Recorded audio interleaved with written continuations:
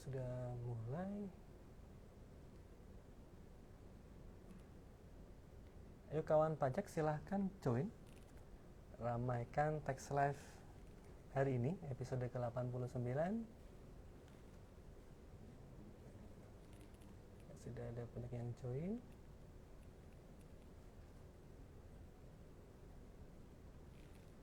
Sambil menunggu buka puasa mungkin. Silahkan join, ada 139.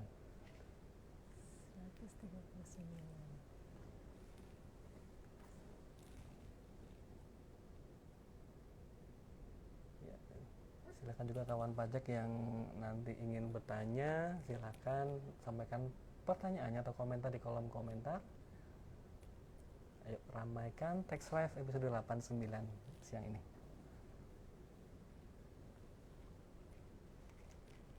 Assalamualaikum warahmatullahi wabarakatuh. Selamat siang dan selamat datang kawan pajak di Tax Live. Ya.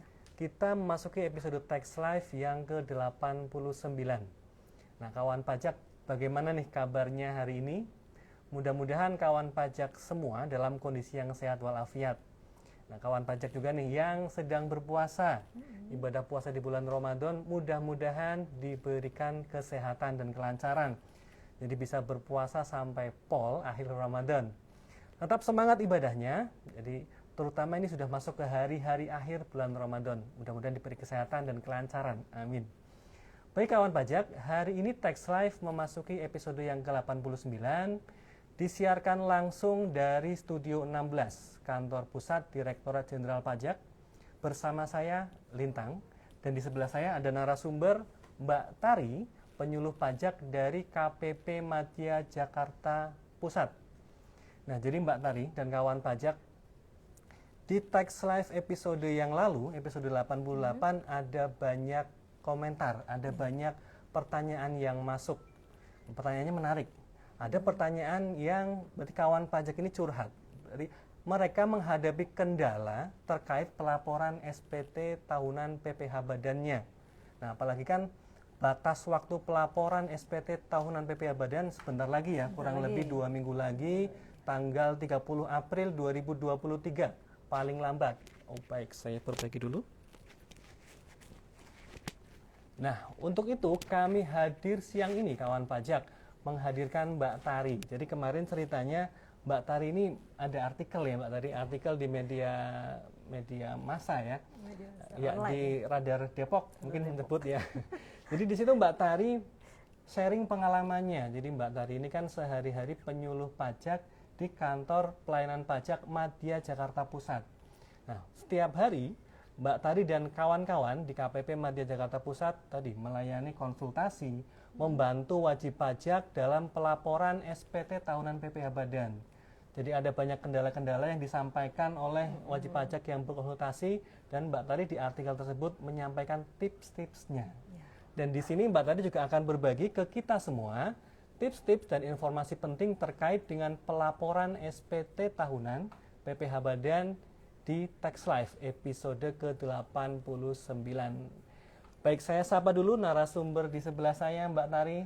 Selamat siang, apa kabarnya? Selamat siang, Mbak Selintang. Kabar saya alhamdulillah baik. Semoga kawan pajak yang menghadiri Tax Live juga tetap semangat ya untuk mengikuti akun daripada Ditjen Pajak RI untuk bisa mengikuti dan belajar bareng setiap Kamis ya ini ya? Ya, setiap Kamis dengan IG Live ini gitu ya. Selamat datang kawan pajak. Semoga di siang yang sebenarnya sih lagi anak-anaknya istirahat ya. Jadi kita harus belajar nih ya sekarang ya. Gitu.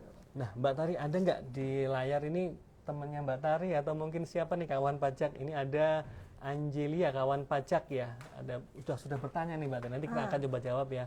Ada juga Zaza Ijaa. Nah, terus ada Liao Pocun. Ya, selamat siang. Ada Fajar Masrullah. Ya.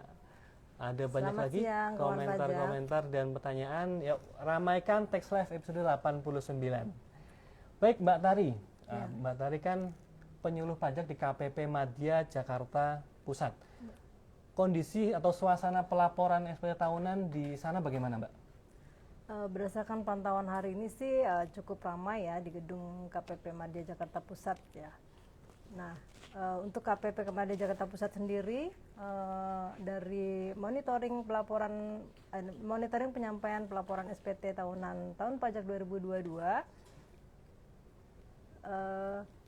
untuk KPP Madya Jakarta Pusat baru 389 dari 1.843 wajib pajak badan yang baru lapor ya. Saya baru 21,05% lah yang baru lapor.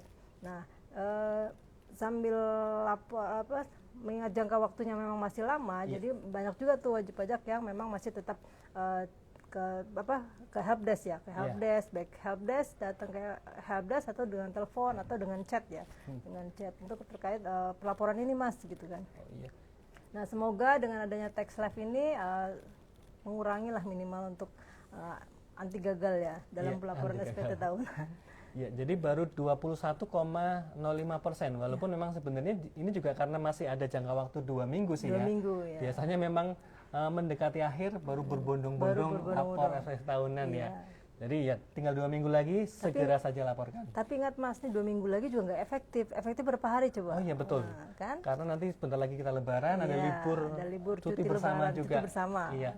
Jadi sebenarnya semakin cepat semakin baik ya. Semakin cepat semakin baik. Oke. Kalau di KPP Madya Jakarta Pusat sendiri, Mbak Tari, itu profil wajib pajaknya bagaimana? Ada berapa wajib pajak badan, wajib pajak orang pribadi, kemudian mereka juga kebanyakan sektor usahanya bergerak di bidang apa, Mbak Tari? Baik, di KPP Madya Jakarta Pusat sejak SMO 24 Mei 2021 itu mendapatkan 1.973 wajib pajak. Nah, terdiri dari 1.843 wajib pajak badan dan 130 wajib pajak orang pribadi. Nah, sektor usahanya itu ada batubara, nikel, apalagi ya, perdagangan, jasa ya, mostly terbanyak sih perdagangan. Oke, jadi lebih banyak wajib pajak badannya ya dibandingkan wajib pajak orang pribadi. Dan tadi Mbak tadi sampaikan mayoritas mereka ada di sektor usaha perdagangan.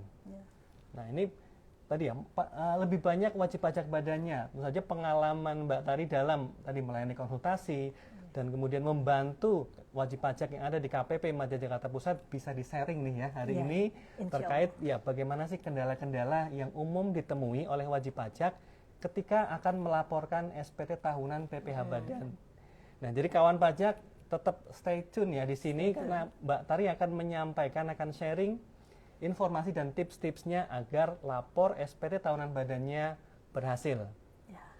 Nah, Mbak Tari, sebelum kita bahas nih ke tadi ya informasi dan tips-tips yang mestinya sangat berharga nih bagi kawan pajak, utamanya mereka yang memiliki kewajiban pelaporan SPT tahunan PPh badan.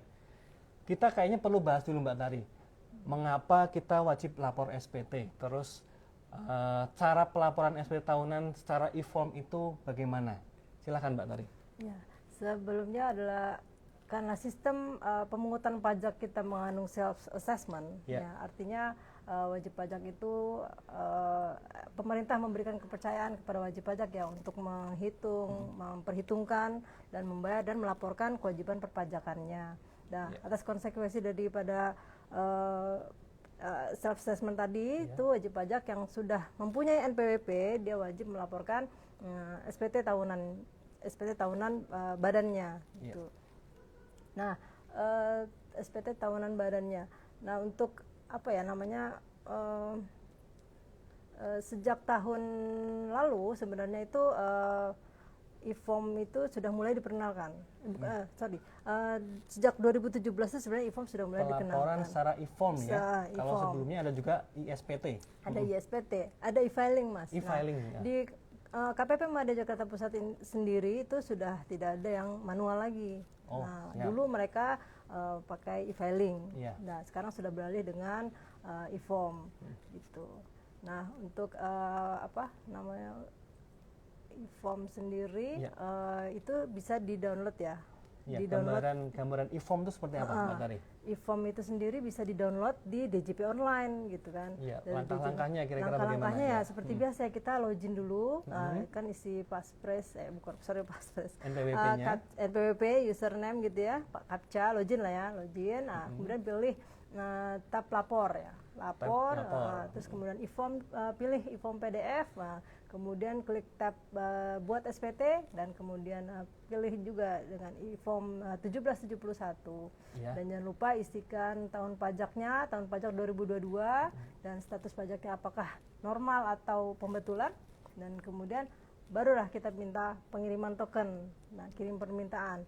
Tokennya itu bisa dicek di email ya, email atau di SMS. Dan token itu wajib kita gunakan nanti pada saat akan submit. Nah, untuk e-form sendiri itu enaknya itu adalah kemudahannya itu karena begitu kita sudah berhasil mendownload e-form, kita tuh kayak bisa mencicil Mas. Jadi bisa secara offline lah pengisiannya gitu.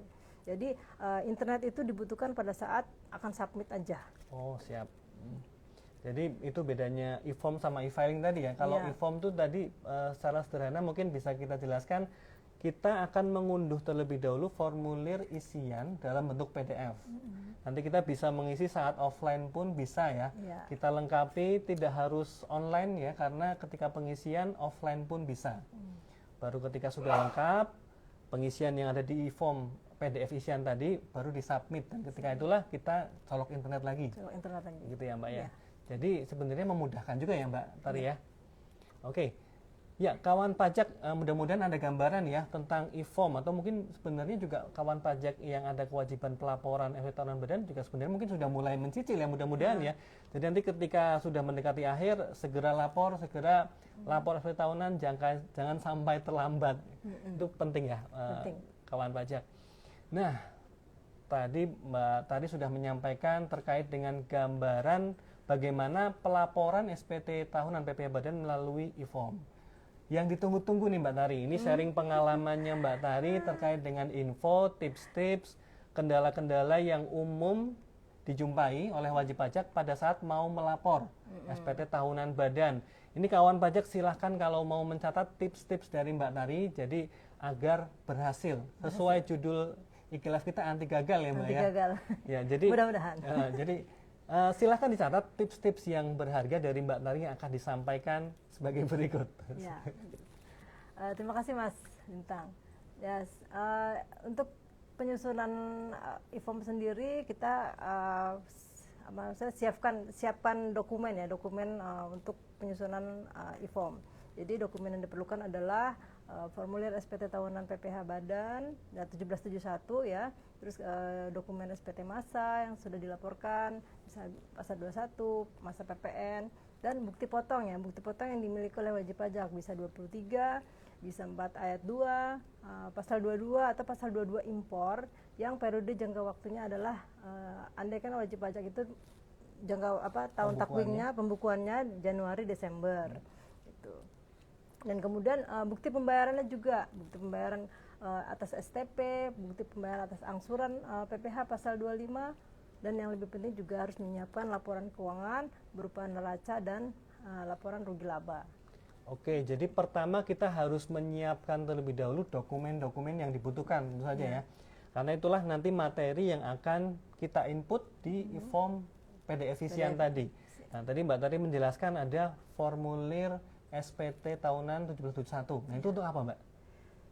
1771 ya bisa jadi kalau kita tuh nggak pede dengan langsung mengisi, kita perlu dengan fisiknya dulu lah, coret-coretannya dulu gitu kan. Oke, berarti di print dulu formulirnya, diisi manual, baru ketika kita udah yakin nih tambah mantap, baru kita isi ke form PDF-nya. Itu jadi alat bantu ya Mbak ya? Jadi alat bantu. Oke, itu tadi ya, dokumen SPT 1771, SPT PPh. Berikutnya tadi Mbak Tari sampaikan, siapkan juga SPT masa yang sudah disampaikan ya. Tadi ada SPT 21 dan SPT PPN. Jadi itu juga nanti termasuk yang akan menjadi data pendukung untuk di-input ya. Berikutnya tidak lupa bukti potong. Bukti potong ini mengapa penting Mbak Tari untuk kemudian perlu disiapkan sebelum mengisi pelaporan SPT tahunan? Iya, ini bukti potong ini penting karena dia merupakan kredit pajak ya. Kredit pajak. Nah, bisa jadi perhitungan akhir juga kredit pajak. Kalau kredit pajak yang lebih besar kan dia bisa mengajukan pengembalian pendahuluan atau restitusi ya. Oke, berarti memang tadi ya karena fungsinya sebagai pengurang atau kredit pajak, maka ini penting juga biar tidak terlewat ya bukti potong. Ya, Oke. Berikutnya tadi Mbak Tari menyampaikan bukti pembayaran dan juga tadi laporan keuangan ya, neraca dan laba rugi juga jangan sampai ketinggalan. Iya, ya karena kalau nggak ada laporan keuangan ya nanti kan kami akan mengecek juga tuh SPT yang masuk apa ya namanya apabila wajib kelengkapannya termasuk kelengkapan formal ya. Oke. Karena bila wajib pajak mengajukan permohonan misalnya ya permohonan pengembalian pendahuluan, tapi kalau nggak ada laporan keuangannya ya udah dianggap tidak lengkap secara formal. Oke. Nah kemudian secara tadi kan udah dokumennya ya, dokumennya harus lengkap. Berikutnya Mbak Tari. Berikutnya adalah kita siapkan hardware-nya. Hardware-nya bisa menggunakan laptop atau PC ya, PC. Nah, dan harus ada spesifikasinya minimal Windows 10 gitu. Windows 10 ya untuk PC atau laptop minimal Windows 10. Karena banyak juga yang kadang gagal ini ya, gagal upload gagal unduh e-form itu gara-gara mungkin speknya enggak. OS-nya masih di bawah Windows 10 ya Mbak ya. Oke. Dan kemudian harus diinstal dulu dengan Acrobat DC Reader versi 32 bit. Nah, karena kenapa harus diinstal dulu ya? Karena kan ini e-form PDF gitu. Jadi harus ada medianya yang untuk bisa membuka aplikasi untuk membuka PDF sehingga nanti bisa dibuka file PDF e-formnya, kemudian bisa mengisi. Iya. Oke. Nah, tadi berarti dokumennya dipersiapkan, laptop, PC-nya juga dipersiapkan. Nah, berikutnya nih, kendala-kendala apa saja yang sering ditanyakan atau ditemui oleh wajib pajak ketika berkonsultasi dengan Mbak Tari dan bagaimana solusinya? Ini mungkin kawan pajak bisa nyiapkan catatan ya, karena ini Mbak Tari punya beberapa tips terkait kendala-kendala yang umum ditemui. Iya. Silakan mulai Mbak Tari.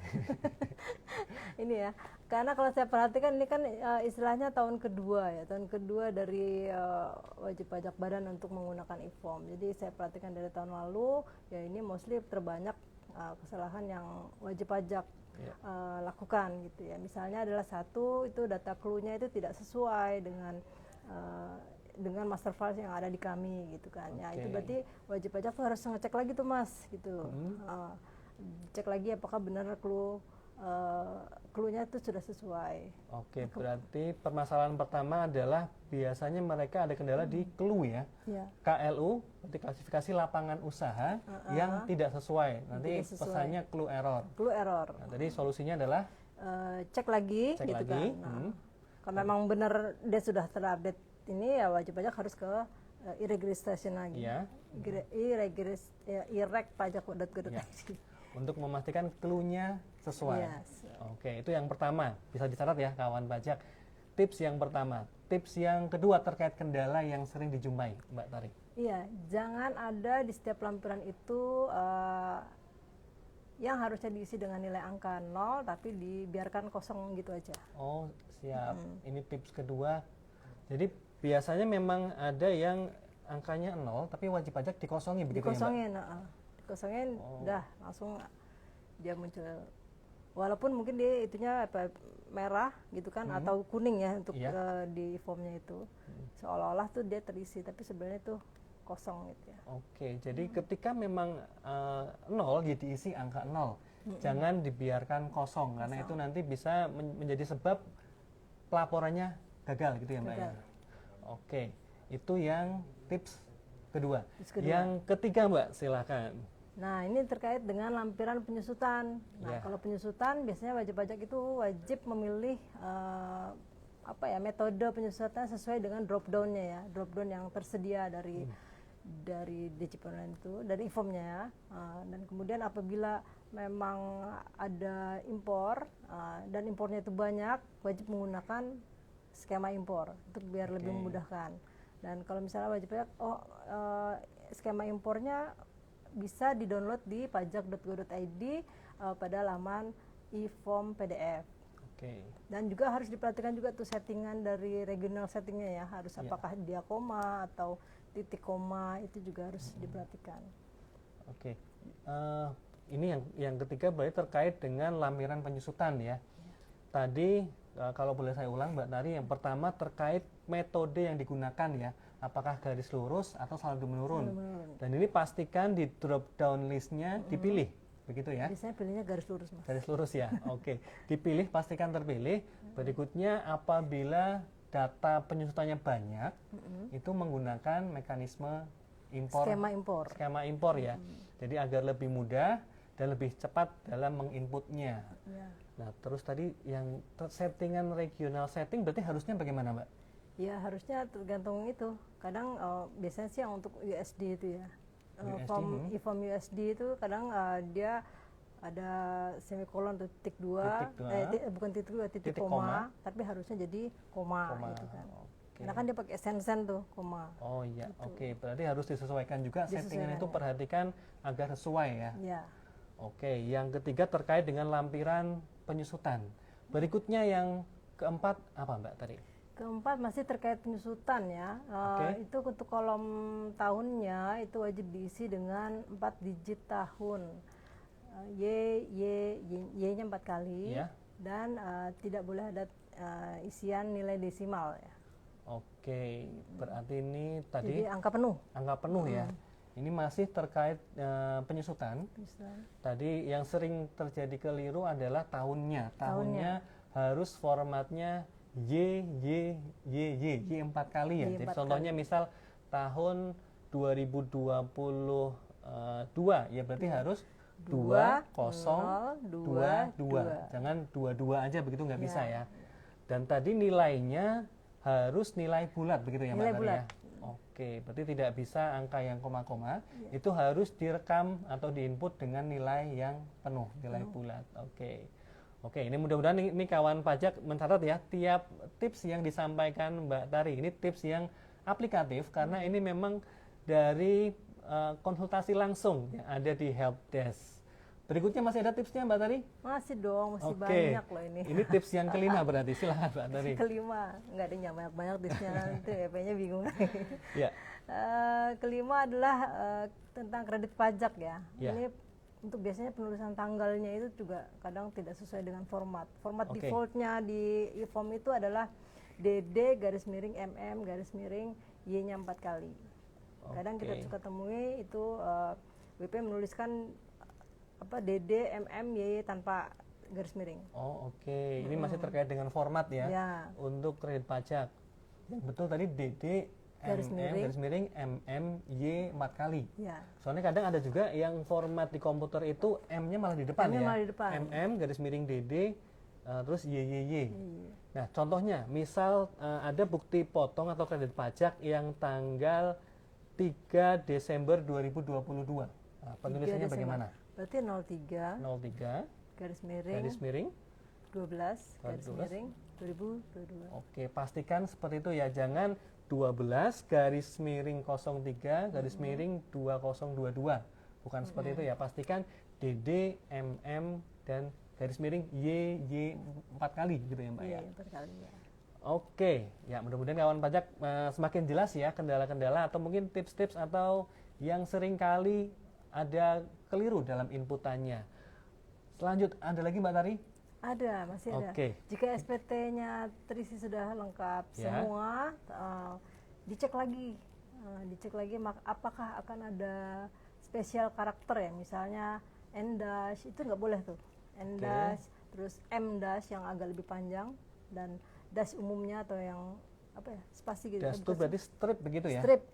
Strip, karakter strip yang agak panjang, strip yang panjang gitu ya? Strip yang bawah tuh. Strip yang bawah. Terus juga ada tanda petik miring itu juga nggak boleh. Tanda petik miring, terus hurufnya juga nggak standar, terus ada karakter lebih besar, lebih kecil, atau masuk grup separator lah, itu nggak. Tidak diperkenankan ya. Jadi pastikan yang terinput itu huruf yang standar, bukan huruf yang aneh-aneh ya. Katakan kan ada ejaan yang katakan O, terus ada titik duanya di atas. Itu nggak bisa ya? Ada yang gini lah gitu. A, terus ada kayak strip atau ada E-nya nyambung begitu. Iya. Oke, itu juga harus dipastikan bersih dari karakter-karakter yang di luar standar begitu ya Mbak ya. Termasuk tadi Mbak tadi sampaikan ada yang strip atau stripnya panjang, kemudian tanda petik miring, terus termasuk tadi lebih besar, lebih kecil, dan itu kadang terselip ya wajib pajak masuk di inputan. Di inputan grup separator itu menjadi salah satu yang menjadikan gagal ya. Sudah diisi lengkap, komplit, lengkap, banyak-banyak begitu loh. Ada yang ini nggak bisa. Gimana ya Bu? Begitu kita cek ya sudah. Oke. Ada di ini di lampiran ini, baris ini, ya, biasanya sih itu. Oke, pastikan karakter-karakter yang seperti itu tidak ada di inputan kawan pajak sekalian. Ini sudah tips yang ke-6. Berikutnya bagaimana Pak Tari? Ya jelas, berikutnya adalah lapornya tepat waktu. Oke, tepat waktu itu harus ya. Iya. Sebelum tanggal 30 April 2023. Karena lebih cepat lapor lebih baik gitu kan. Karena DJP sendiri juga tidak ada info ya untuk memperpanjang jangka waktu ya. Karena kan 30 Aprilnya juga hari libur ya Mas. Ya, 30 April hari Minggu kalau nggak salah ya. Iya. Walaupun hari Minggu tetap pelaporan ya paling lambat tanggal 30 itu tanggal ya Mbak 30 April jam 00 Mas. Jam 24.59 paling lambat ya. Oke. Iya. Oke. Nah, terus kalau misal ternyata tadi sudah mengikuti tips-tipsnya Mbak Tari, ternyata masih saja ada kendala. Bagaimana, apa yang harus dilakukan oleh kawan pajak Mbak Tari? Ya, kalau sudah kita putus asa lah ya, udah coba berkali-kali, ngulang input e-formnya masih ketemu permasalahan, gagal kirim SPT gitu ya, atau data SPT tidak valid. Nah, silakan Bapak Ibu atau kawan pajak datang ke KPP, ke helpdesk ya, ke KPP terdaftar. Semoga bisa dibantu untuk mengatasi permasalahan tersebut, karena dan kami bantu juga paling juga dengan tiketing ke direktorat terkait. Oke, jadi sebenarnya jangan ragu ya ketika misal ada masalah yang kemudian tadi di luar dari 6 tips yang disampaikan Mbak Tari ternyata masih juga belum bisa. Jangan ragu untuk meminta bantuan ke petugas pajak, ke helpdesk, ke penyuluh. Jangan ragu untuk minta bantuan karena layanan di KPP juga itu gratis ya Mbak Tari. Jangan ragu-ragu dan siap membantu. Kalaupun misal tadi ada case yang khusus banget pun tadi ada skema atau prosedur tiketing tadi. Tiketing ya. Itu jadi kalau tiketing itu semacam ada permasalahan yang spesifik dan kemudian disampaikan ke direktorat teknis ya terkait dengan aplikasi atau sistem atau data untuk benar-benar menyelesaikan case atau masalahnya kawan pajak. Jadi sampai tuntas, sampai selesai ya Mbak Tari ya. Terus Mas gini, misalnya nih tanggal 30 April wajib pajak masih belum sempat nih, mungkin karena ada kendala dia masih diaudit atau masih ya memang memilih datanya tuh terlalu banyak gitu ya. Jadi wajib pajak itu bisa memanfaatkan fitur baru nih dari DJP. Oh iya, apa itu Mbak? Gitu. Fitur baru ada di DJP Online dengan IPSPT. Artinya perpanjangan SPT tahunan. Oh, ini yang terkait dengan tadi ya, apabila wajib pajak ternyata tadi masih ada audit, artinya belum selesai, itu masih bisa mengajukan perpanjangan. Ada semacam mungkin bisa dibilang permohonan ya. Permohonan. Ya. Dan itu semakin mudah di DJP Online. Di DJP Online. Namanya apa Mbak aplikasinya? I-PSPT. Oke. Tapi tentu saja harus itu dulu Mas, fiturnya harus dibangkitkan dulu, checklist. Oh iya. Itu seringkali aplikasi yang baru yang di DJP Online kita pastikan kalau kita mau manfaatkan di checklist dulu ya. Oke, itu juga bisa dimanfaatkan ya Mbak Tari ya. Oke, sudah banyak ya tips-tips yang disampaikan oleh Mbak Tari. Terus tadi intinya apabila masih ada kendala silahkan hubungi, minta bantuan ke kami, ke petugas pajak, karena semua layanan perpajakan gratis. Ya. Baik Mbak Tari, terima kasih sudah semakin jelas ini ya kawan pajak. Mudah-mudahan lapor SPT tahunan PPh badannya sudah tidak ada kendala lagi. Jadi bisa segera lapor sebelum libur lebaran. Sebelum cuti bersama sudah beres. Jadi lebaran tuh udah fokus lebaran aja gitu ya Mbak ya. Benar. Jadi udah tidak mikir lagi laporan SPT tahunan. Nah, kalau mau saya rangkum nih ya, tadi tips-tipsnya Mbak Tari, pertama siapkan dokumen-dokumen pendukung. Kemudian yang kedua pastikan hardware-nya, laptop atau PC-nya sesuai dengan spesifikasi yang ditentukan.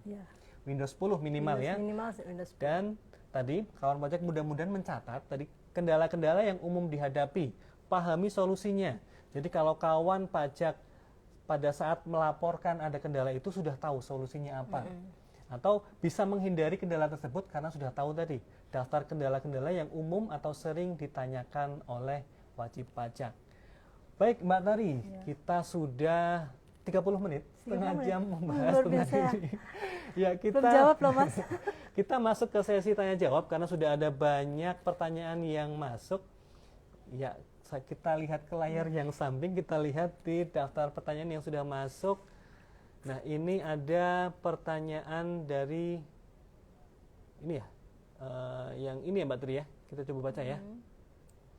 Dari kawan pajak Citra Novaliau, penyebab nggak bisa download e-form kenapa? Loading terus tapi tidak terkirim waktu kirim token. Ini ada kendala apa ya Mbak Tari? Itu tadi kan kita minimal Windows-nya 10. Oh, Bisa jadi dia Windows Windows 7 mungkin Windows ya? 7, atau ya. Windows 8, Windows, oke. ya. Jadi pastikan tadi spesifikasi laptopnya atau PC-nya dengan minimal Windows 10. Atau kalau memang tetap masih kendala, wajib aja bisa mengunduh tadi ya di laman pajak.go.id /laman e-form PDF. E-form PDF itu untuk download e-form petunjuknya ya Mbak ya? E-formnya? E-formnya untuk diisi ya? Oke, itu laman yang bisa sebagai alternatif ya Mbak ya? Oke, mudah-mudahan kawan pajak Citra Novaliau bisa puas atas jawaban yang kami sampaikan. Berikutnya, ini ada pertanyaan dari kawan pajak Garasi Jilbabku. Mas Mbak, kalau tahun lalu pakai ISPT, ini yang tadi Mbak Tari sampaikan ya. Terus mau pembetulan, pakai apa jadinya? Harus e-form juga? Bagaimana Mbak Tari? Ya, sepanjang yang kami tahu per 1 Mei 2022 itu sudah wajib menggunakan e-form. Jadi wajib, artinya kalau wajib pajak kawan pajak ada pembetulan, ya wajib dengan e-form. Wajib dengan e-form, walaupun pada saat pelaporan SPT normalnya menggunakan SPT ya? Iya.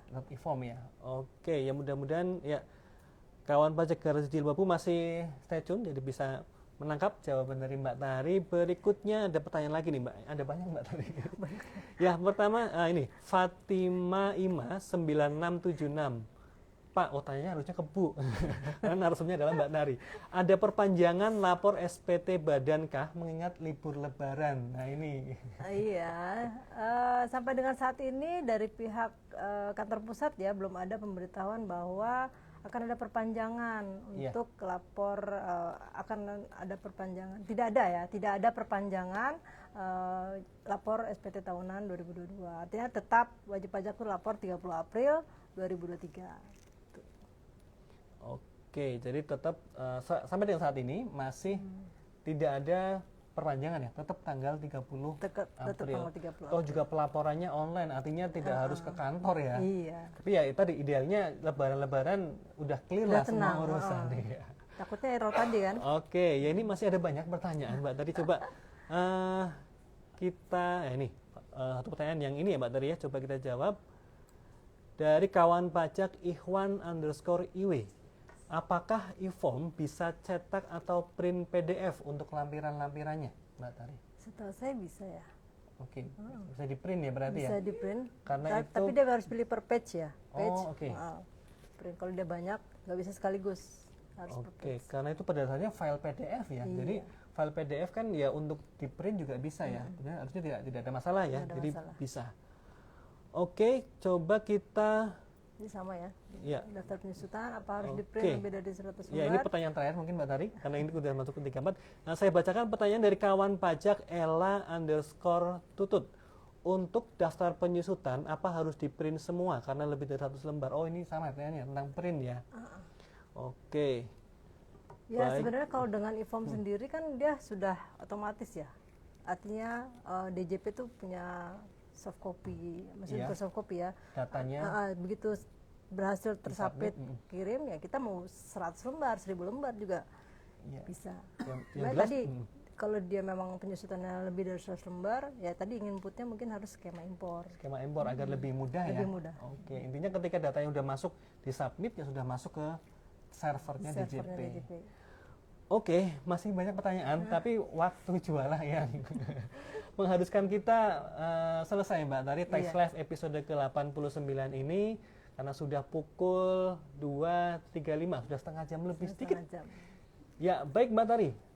Sebelum kita tutup, Mbak Tari silahkan apabila ada mungkin pesan-pesan penutup yang ingin disampaikan ke kawan pajak yang masih stay tune di Tax Live kita. Silahkan Mbak Tari. Ya, pertama mungkin perhatikan lagi ya poin-poin yang kesalahan yang sering dilakukan, sering terjadi ya, sebab gagalnya pengiriman SPT tahunan melalui e-form. Yang kedua adalah apabila masih kendala, jangan ragu untuk menghubungi petugas helpdesk di KPP terdaftar, karena semua layanan di KPP itu sifatnya adalah gratis ya. Gratis, oke. Dan ini yang lebih penting adalah pelaporan SPT itu wajib disampaikan paling lambat tanggal 30 April 2023. Karena apabila kawan pajak terlambat, maka akan dikenakan sanksi keterlambatan lapor senilai 1 juta rupiah. Oke, itu juga penting ya. Jangan sampai terlambat, ada sanksinya. Hindari sanksinya, lapor tepat waktu. Baik, terima kasih banyak Mbak Tari atas sharing informasi, tips-tips dan ilmunya yang sangat berharga untuk kita semua. Tentu saja ini tips-tipsnya aplikatif karena ini terkait langsung dengan teknis bagaimana sih pelaporan SPT tahunan PPh Badan. Nah, kawan pajak, terima kasih juga kepada kawan pajak semua yang sudah mengikuti Tax Live dari awal sampai akhir. Terima kasih banyak atas atensi yang telah diberikan. Kami juga mohon maaf apabila dalam penyampaian kami ada salah dan kekurangan. Jangan lupa ikuti Tax Live setiap hari Kamis di episode-episode berikutnya. Oh iya, Tax Live yang episode 8-9 ini juga bisa kembali kawan pajak saksikan. Rekamannya ada di Instagram Reels Ditjen Pajak RI. Nah, harapan kami melalui acara Tax Live kita bisa sama-sama belajar dan menumbuhkan semangat untuk menjadi wajib pajak yang patuh. Karena pajak kuat, Indonesia maju. Saya Lintang. Saya Tari. Kami pamit. Wassalamualaikum warahmatullahi wabarakatuh.